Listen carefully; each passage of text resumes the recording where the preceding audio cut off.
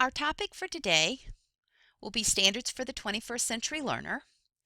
They are available as a download at the link that you see on the PowerPoint slide. This is the 8-page brochure that contains the 9 common beliefs for the standards themselves with the 4 strands and the indicators. Additionally today, though, we're also going to take a look more specifically at each of those strands. The skill strand, the disposition strand, the responsibility strand, and the self-assessment strand, which are the pieces of the standards puzzle, if you will. There are 4 standards for the 21st century learner. Each standard has 4 strands. Your textbook for this course, Standards for the 21st Century Learner in Action, unpacks each of the strands of the standards. I think I've mentioned before that the Standards for the 21st Century Learner were introduced at the 2007 AASL conference in Reno, Nevada. We have 4 standards, each of which has 4 strands, and they are framed by the common beliefs. In 2009, AASL released Standards for the 21st Century Learner in Action, your textbook, which actually disaggregates the 4 standards and their strands and breaks them down.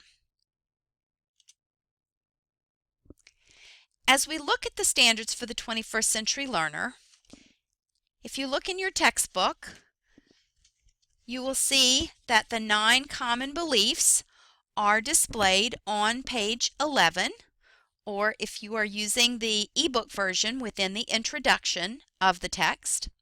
So we have our 9 common beliefs, starting with reading is a window to the world.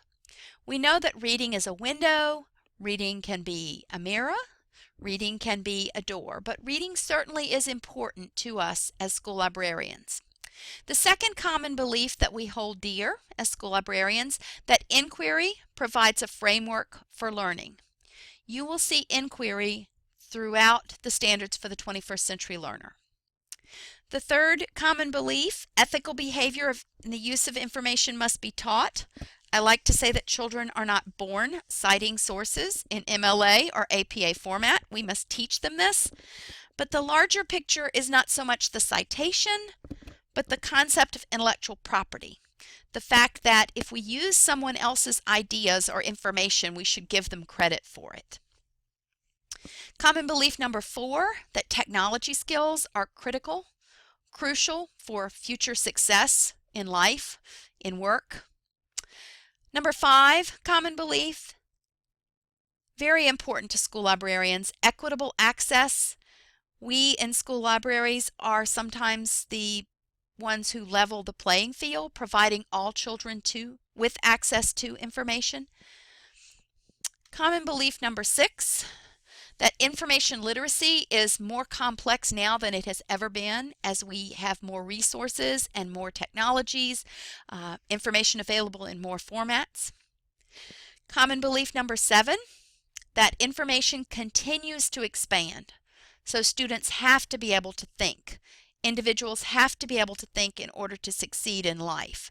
We cannot possibly teach them everything that they need to know during their time with us in K-12 schools, so they have to acquire critical thinking skills. Common belief number 8, that learning has a social context. We learn from our teachers, we learn from our text, we learn from what we read, we learn from what we see, but we certainly also learn from each other. And common belief number 8 acknowledges that. Common belief number 9, my favorite, I must confess, would be that school libraries are essential to the development of learning skills. Students do not have a full and rich learning experience without a quality school library program. These 9 common beliefs are the conceptual framework for the Standards for the 21st Century Learner, which follow. Our 4 standards for the 21st Century Learner. Learners will use skills, resources, and tools to inquire, think critically, and gain knowledge.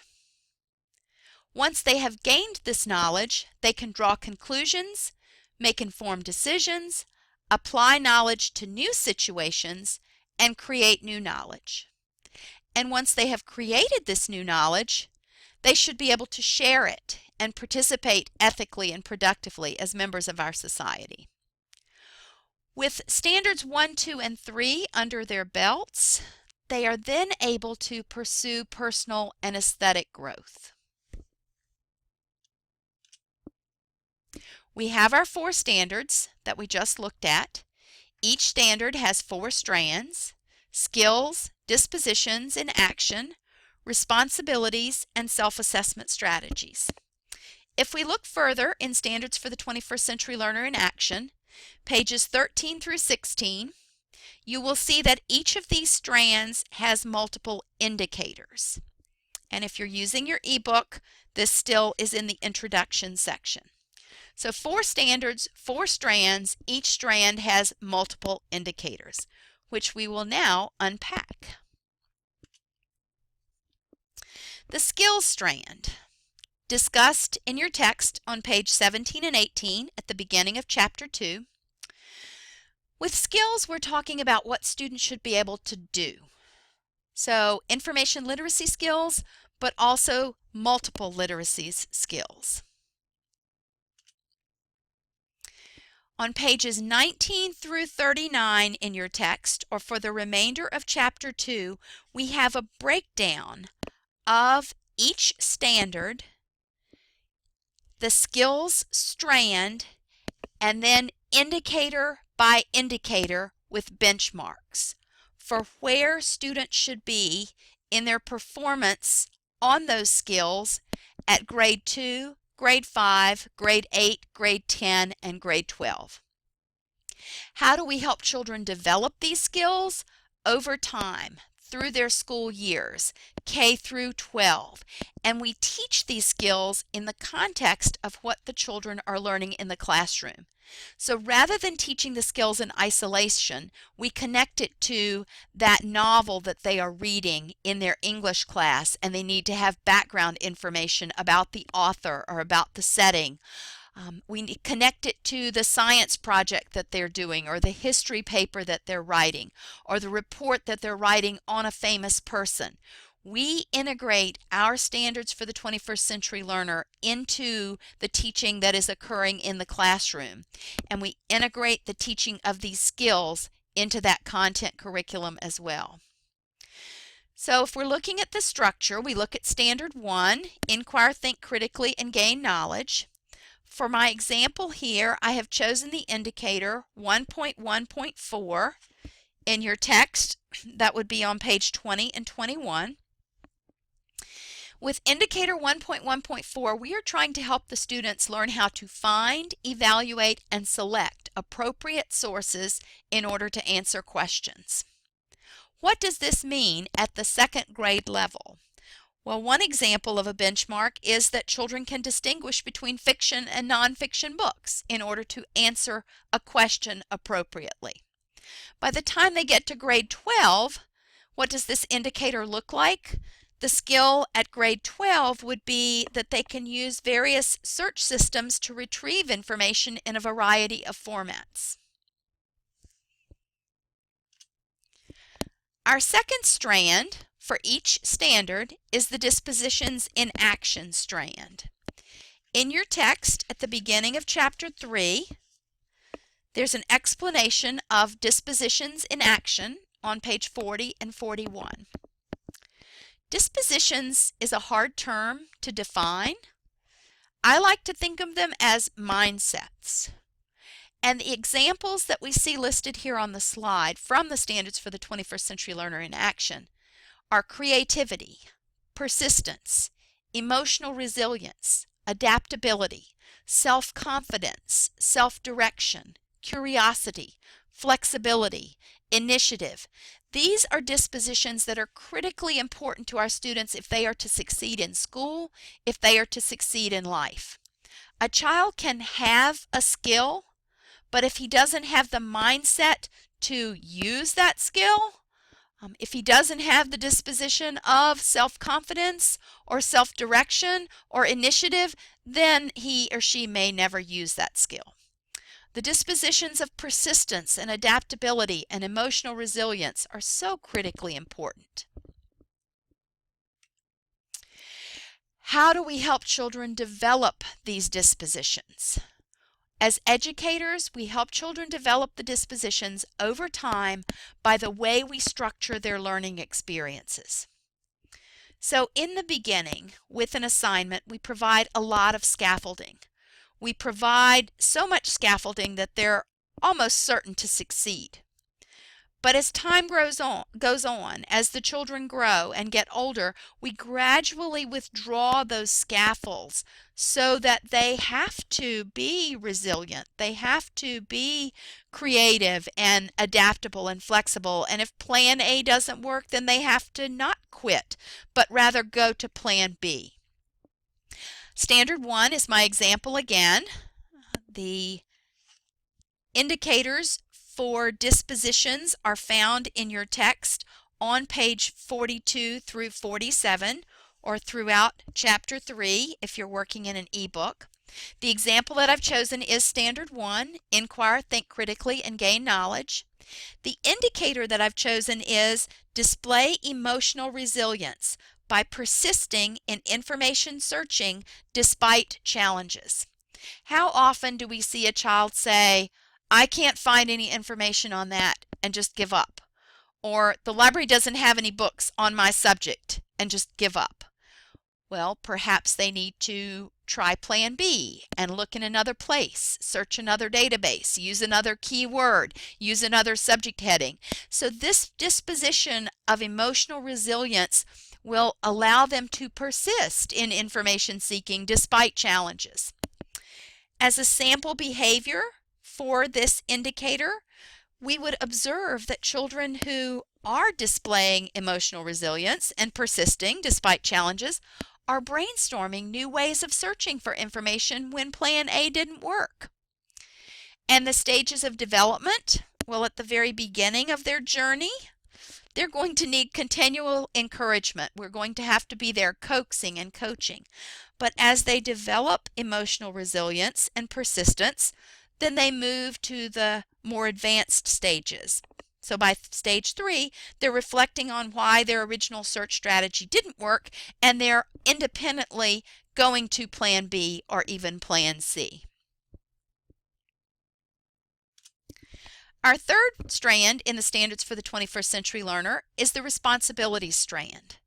We want children to take responsibility both to themselves and to others, both individually and globally, for their use of information.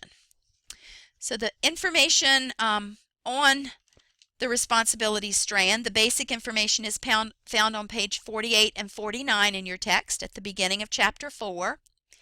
And if we move further to pages 50 through 56, we see the breakdown of the responsibilities for each standard. So we have our indicators for the responsibility strand for Standard 1 beginning on page 50. We have the indicators for the responsibilities for Standard 2 beginning on page 52. The indicators for the responsibilities for Standard 3 beginning on page 53.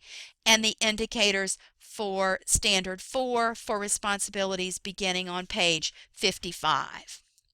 I'm staying with Standard 1 as my example, Inquire, Think Critically, and Gain Knowledge. The indicator that I've chosen is 1.3.1, that students will respect copyright and intellectual property rights of creators and producers. How do I know that they are exhibiting this responsibility? I observe them. I see that they are citing their source for all information that's not commonly known or not found in numerous sources. The stages of development. At the very first stage, they are acknowledging the work of others by citing sources. Now, I am not going to expect a first or second grade student to fully cite a source in MLA or APA format, but they can tell us where the information came from.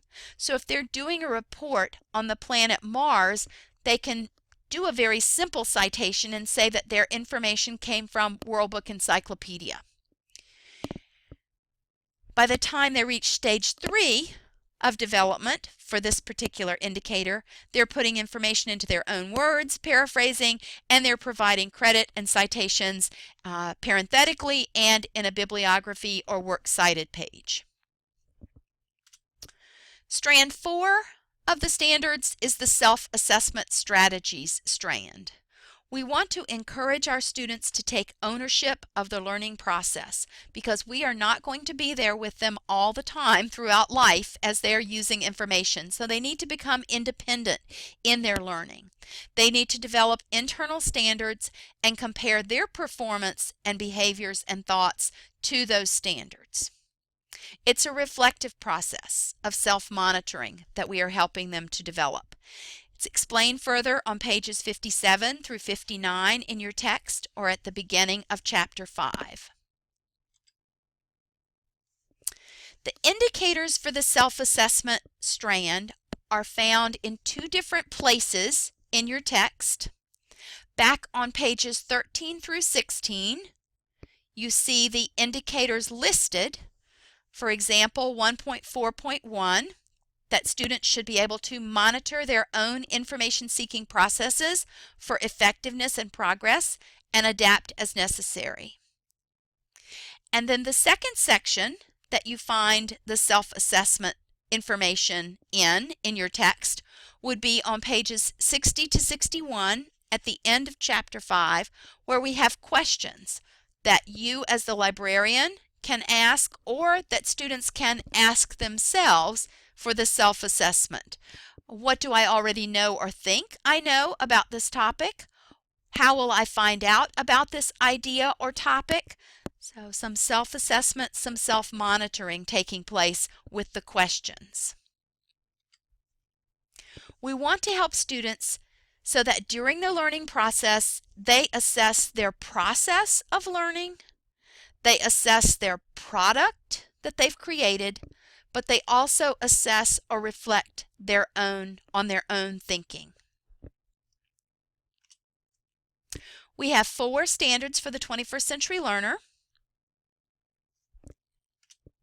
Each standard has 4 strands, and we have just explored the indicators within each of the strands.